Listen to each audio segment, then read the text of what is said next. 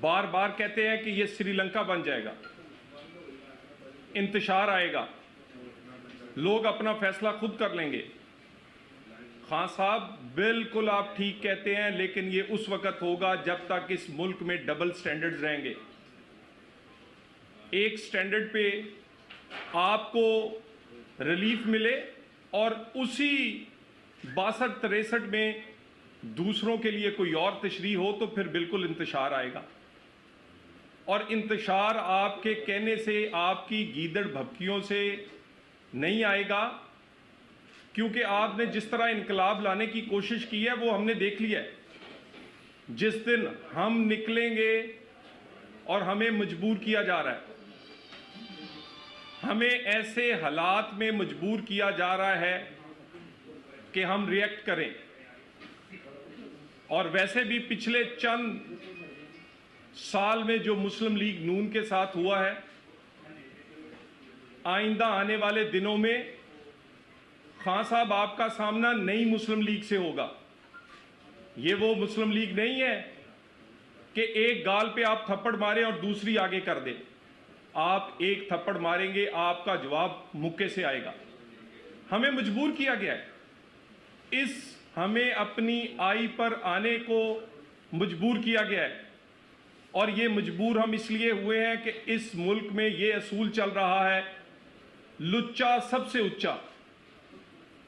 عمران خان، آپ نے زور زبردستی دھونس سے فیصلے لیے ہیں، اپنے خلاف آنے والے بہت سارے اداروں کو دھمکا کر فیصلے رکوانے کی کوشش کی ہے۔ مجھے یہ بتائیے، یہ 62-63 ایک جیسا سٹینڈرڈ کب ہوگا؟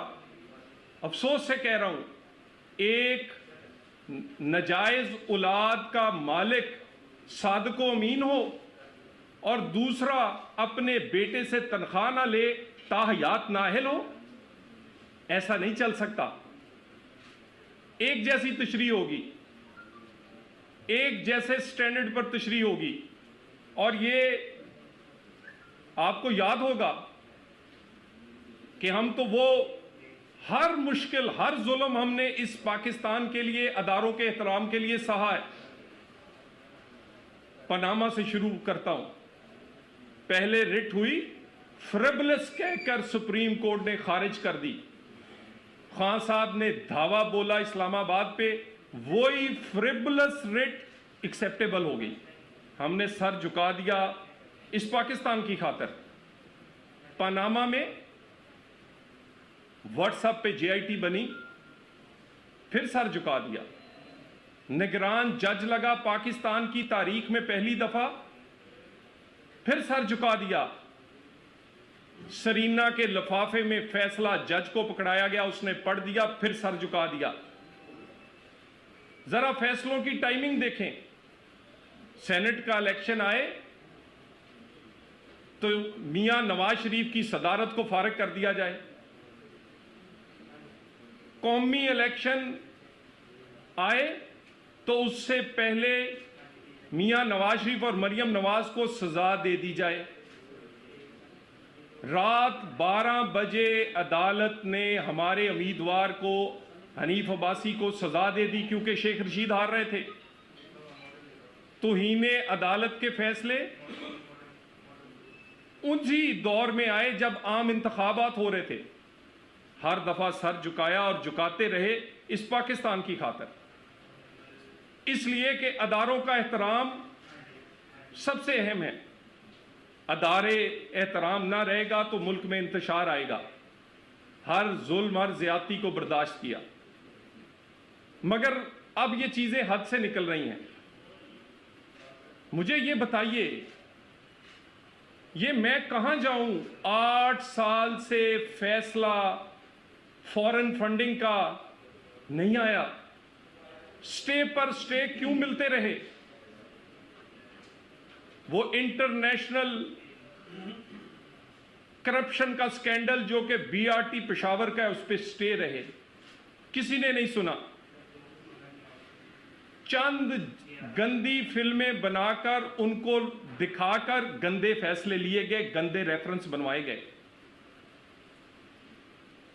جاوید اقبال کو اس کی بلیک میل کر کے ہمارے خلاف استعمال کیا گیا، آج کے دن تک وہ ریفرنس قائم ہے؟ کسی نے اس ریفرنس کو نہیں پوچھا۔ 2 سال ہمارے لوگ کال کوٹریوں میں گزارتے رہے انہی ریفرنسوں پہ جو بلیک میل کر کے جاوید اقبال کو بنوائے گئے، اس کی ذاتی کسی فلم کی صورت دکھا کر۔ پھر جج ارشد ملک، اس کو اس کی ذاتی زندگی کی اسی طرح کی فلم دکھا کر فیصلہ لیا گیا۔ وہ آج اللہ کے حضور جواب دہ ہے، لیکن آج بھی اس کو نوکری سے نکال دیا گیا، مگر اس کا کیا ہوا فیصلہ آج بھی موجود ہے۔ آج بھی نواز شریف اسی فیصلے کو بھگت رہا ہے، ہماری پوری سیاسی جماعت اسی فیصلے کو بھگت رہی ہے۔ ہم نے اس کے باوجود احترام کا دامن ہاتھ سے نہیں جانے دیا، اور ہم آج بھی احتراماً عرض کرتے ہیں، ڈبل سٹینڈرڈز نہیں، ایک سٹینڈرڈ پر سب کا احتساب، سب کا حساب کیا جائے۔ یہ نہیں ہو سکتا کہ 62-63 کی تشریح صرف عمران خان کے ہی حق میں جائے گی۔ اس کی جو تشریح بنتی ہے وہی کرنی چاہیے۔ پارلیمنٹ کو اپنا کام کرنے دینا چاہیے، سیاستدانوں کو اپنے مسائل حل کرنے دینے چاہیے۔ اور مجھے یہ بتائیے کہ شجاعت صاحب پارٹی کے صدر ہیں، ان کے جاری کیے گئے ٹکٹوں پر الیکشن لڑ کے لوگ منتخب ہوئے ہیں۔ جس دن ٹکٹ جاری کر رہا تھا اس دن صدر ٹھیک تھا، جس دن ایم پی اے بن رہے تھے اس دن صدر ٹھیک تھا، جس دن وہ کہے کہ ووٹ اس کو دو۔ مجھے یہ بتائیں، جس کے ٹکٹ پر جس کی تصویر لگا کر وہ جیتے ہیں، وہ سارے کے سارے اگر بک جائیں تو کیا صدر کو یا پارٹی کے اس سربراہ کو انصاف نہیں چاہیے؟ کس کے ٹکٹ پر وہ کاف لیگ والے الیکشن لڑے تھے؟ کس کی تصویر لگا کے لڑے تھے؟ کیا انصاف صرف ان کو چاہیے جو بک گئے؟ اور یہ تو ایسے ہی ہے کہ کوئی، یعنی جب تک کام تھا اس وقت تک شجاعت صاحب صدر تھے، اور جس دن انہوں نے کوئی حکم دیا اس دن وہ غلط ہو گئے۔